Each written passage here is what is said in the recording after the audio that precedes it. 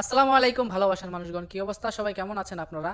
তো আপনারা জানেন যে আমি ইদানিং ফেসবুক থেকে প্রথম ইনকাম পেয়েছি। প্রথম ইনকাম পেয়ে আমার ইচ্ছা ছিল যে আমি এলাকার কিছু মানুষকে খাওয়াবো। যদিও প্রথম ইনকামটা অনেক আগেই পেয়েছি, কারণ আমার কিছু সময়ের অভাবে আসলে বাড়িতে আসা হয় না, সেই জন্য আর কি খাওয়ানো হয়নি। তো সেই জন্য আর কি বাজার করতে যাচ্ছি আমার ছোট ভাইকে নিয়ে, আর আমার চাচাতো ভাই আছে পিছনে বসে। তো বাজারে যাওয়ার জন্য সবাই রেডি হয়ে গেছি মোটরসাইকেল নিয়ে। তো আমার ছোট ভাই মোটরসাইকেল চালাইতেছে। আসলে দুর্ভাগ্যের কথা হচ্ছে কি, আমি মোটরসাইকেল চালাইতে পারি না, এতদিন যাবত এত বড় হয়েছি এখনো মোটরসাইকেলে কোনো সাইকেল পর্যন্ত এখন পর্যন্ত চালানো শিখি নাই। তো মুরগি নেওয়ার জন্য চলে আসছে, আমরা এখান থেকে মুরগি নিতেছি। তো আমি আবার বললাম যে দোকানদার ভাইকে যে ভাই দাম বেশি নেন, কিন্তু ওজনে কম দিয়েন না, কারণ এখান দিয়ে এটা দিয়ে আমরা মিলাদ পরাবো।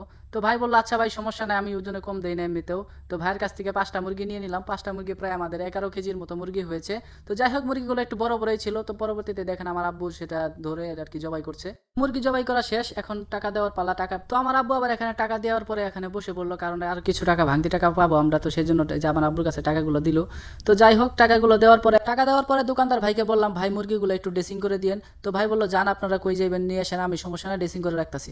তো এখান থেকে চলে গেল আমার আব্বু আর আমার ছোট ভাই চলে গেল বাজারে। তো আমি আবার বললাম যে বাজার থেকে কি নিবা, আমরা তো মুরগি নিয়ে নিয়েছি। তো আব্বু আবার বললো যে শশা লাগবে, শশা দিয়ে সালাদ করতে হবে, সালাদ ছাড়া কিন্তু বিরিয়ানি কিন্তু একদমই ভালো লাগে না। তো আমি আবার দোকানদারকে বললাম যে চাচা ভালো দেখে কয়েকটা টাটকা টাটকা দেখে কয়েক কেজি শশা দিয়ে দেন। তো দোকানদার বললো সমস্যা নেই, আমার কাছে এগুলো সব টাটকা শশা আজকে এসেছে। শশা ওজন দিয়ে টাকা দেওয়ার পরে তারপরে চলে আসলাম মুরগির দোকানে। তো মুরগির দোকানে এসে দেখি যে ভাইটি ড্রেসিং করা প্রায় শেষ, এখন প্যাকেটিং করবো আর কি। তো ভাই প্যাকেটিং করার পরে এখন দেখেন আমি বসে রয়েছি এখানে চুপচাপ করে, কারণ আমি মুরগিগুলো নিতেছি, আমি দেখতেছি। তো আমার ছোট ভাই চলে গেছে ব্যাগ নিয়ে মুরগিগুলো ব্যাগে নেওয়ার জন্য। তো ব্যাগে নেওয়ার পরে এখন চলে যাব সোজা ডিরেক্টলি ভাবে বাড়ির দিকে, কারণ বাড়িতে যাওয়ার আগে একটি জিনিস নিতে হবে আমাদের, সেটা হচ্ছে গিয়ে বড় ডেক।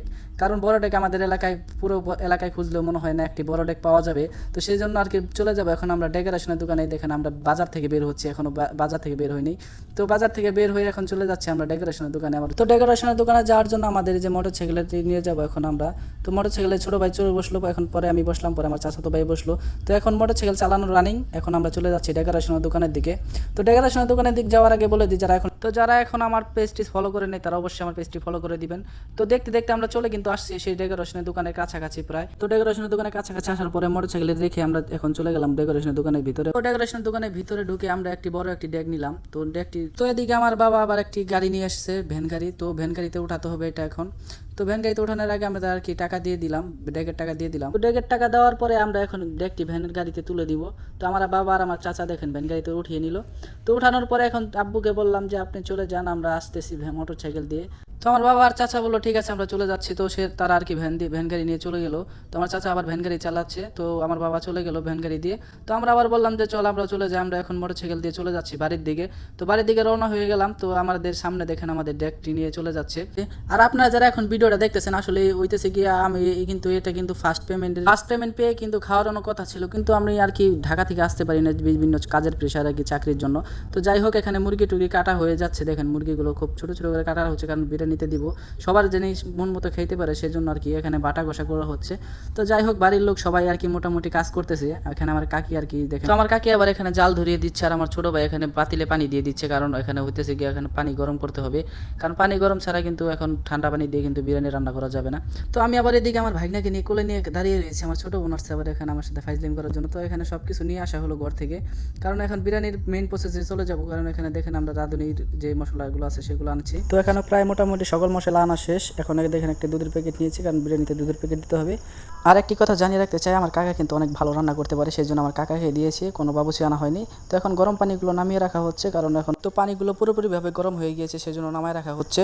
আর যাই হোক, এখানে মেন প্রসেসিংয়ে চলে যাচ্ছে, দেখেন এখানে তেল দিয়ে দেওয়া হচ্ছে, আর এখানে সকল মশলাপাতি দিয়ে দেওয়ার পরে এখন কিন্তু আমরা পরবর্তীতে চলে যাবো মুরগিগুলো সুন্দর করে ধুয়ে আনা হয়েছে, ধুয়ে আনার পরে এখন চলে যাচ্ছি আমরা মুরগির দিকে। তো মুরগিগুলো দিয়ে দেওয়ার পরে সুন্দর করে ভালো করে কষিয়ে তারপর নামিয়ে রাখা হয়েছে। এখন চলে যাচ্ছি আমরা চাউল দিচ্ছি, এখানে চাউলগুলো ভালো করে কষাতে হবে, সেই জন্য চাউলগুলো দিয়ে দেওয়া হলো। এখানে সুন্দর করে ভালো করে চালগুলো দিয়ে দেওয়ার পরে দেখেন সুন্দর করে নাড়াচাড়া করতেছে, তারপরে আমি এখানে দাঁড়ায় রয়েছি। তো আমি এখানে দাঁড়ায় রয়েছি, পরবর্তীতে আমার চাচাতো বোন এসে বলতেছে ভাই আমি দেখবো, আমার দেখা যাচ্ছে না। পরে আমি ওকে জাগিয়ে ধরে বললাম যে দেখ কেমন রান্না করতেছে। তো পরবর্তীতে আমার চাচাতো ভাই আমার পাশে এসে দাঁড়াইছে, দেখেন। তো আমার চাচাতো ভাই আর আমার ভাই কিন্তু অনেক পরিশ্রম করেছে, এমনকি আমার বাড়ির সবাই মিলে পরিশ্রম করে এই বিরিয়ানি রান্না করা হচ্ছে। যাই হোক, এখন আমার চাচা নাড়তেছে আর এখানে পানি দেওয়া হচ্ছে। তো যাই হোক, পানি দেওয়া শেষ, এখন আমরা দুধ দিয়ে দিচ্ছি, কারণ দুধ দিলে একটু সাদা হয় আর কি বিরিয়ানিটা। তো যাই হোক, এখন বিরিয়ানির রান্না প্রায় কাছাকাছি শেষের দিকে, একটু পানি দিয়ে দেওয়া হলো। তো দেখতেই পাচ্ছেন আমাদের বিরিয়ানি রান্না প্রায় কমপ্লিট, এখন আর কি দুপুরের পরে খাওয়ানোর কথা ছিল, তো জামাজের পরে সবাই এসে পড়েছে খাওয়ার জন্য। তো যাই হোক, খাওয়ার ভিডিওটা বেশি করিনি, তাই এলাকার মহিলারা ছিল তাই সেগুলো ভিডিও দিইনি, তাই তো খাওয়া শেষে আমার ছোটো ভাই আর আমার চাচাতো ভাই মিলে ডেকটি ধুয়ে পরিষ্কার করছে। তো যাই হোক, ভিডিওটি ভালো লাগলে অবশ্যই লাইক করে দিবেন আর আমার ভাইদের জন্য দোয়া করবেন, তারা অনেক পরিশ্রম করেছে। তো ইনশাল্লাহ দেখা হবে অন্য কোনো ভিডিওতে। আল্লাহ হাফেজ।